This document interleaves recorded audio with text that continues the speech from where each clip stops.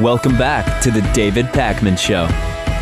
All right, welcome back to the show. It is Veterans Day today, Lewis, and I was incredibly distraught by an instance of severe disrespect to the American men and women in uniform that are serving us. And this is from a horrendous not fast food, restaurant chain called Outback Steakhouse. They should be ashamed of themselves for offering the free Bloomin Onion to all members of the military. And here it is on my screen. This is it appears to be not alive, even though when you look at it, it could actually be an animal that's alive. That is an onion that has been cut and breaded and deep fried.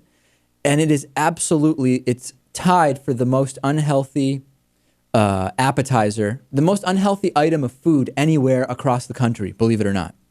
And it's interesting because we have a friend of ours who's a former member of the military who seems to love this thing. And what I'm thinking is it really respectful to give troops who are, presumably we're encouraging them to be in good shape, there's minimum physical requirements that they need to meet. Is it really a good idea to give them, number one, a free soft drink and an onion that is 2,200 calories and 134 grams of fat? Is that not disrespectful? I think you're delving too much here. You don't think at face value it just makes no sense to be giving something so unhealthy to our troops for free? I mean, my argument is this. What about a salad? What about let's give them a salad? This is America. Who wants a salad? You're telling me that if Outback offered a free salad to veterans, that would pull in more veterans than a free Bloomin' Onion? I don't know that it would, but I would like to think so. Well, I guess you're right. Yeah. Come on. I think Outback should be ashamed of themselves. Obviously, it's just a PR thing. It is.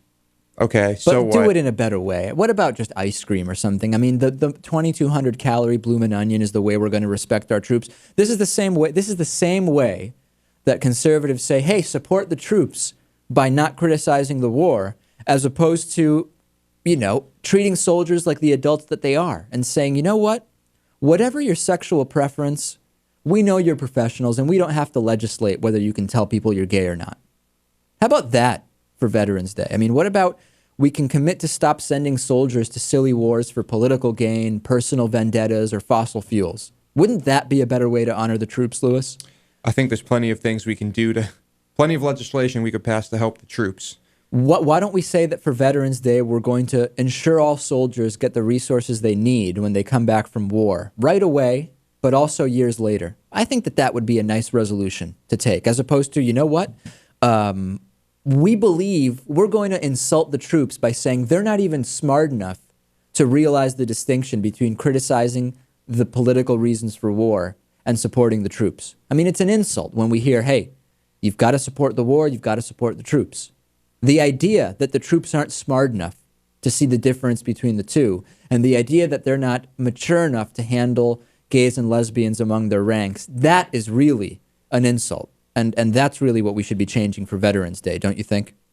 Sure, but I guess a Bloomin' Onion will have to do. Yeah, and I think we should revisit a salad. A salad and ice cream. What do you think, Lewis?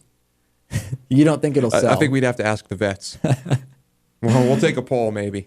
I would be curious to hear. Or do you believe, if you are a member of the military, former or current, what is your thought about the Bloomin' Onion? And am I not right that let's not try to, where we have obesity is such a problem, let's not encourage that with a 2,200 calorie, 134 fat gram Bloomin' Onion?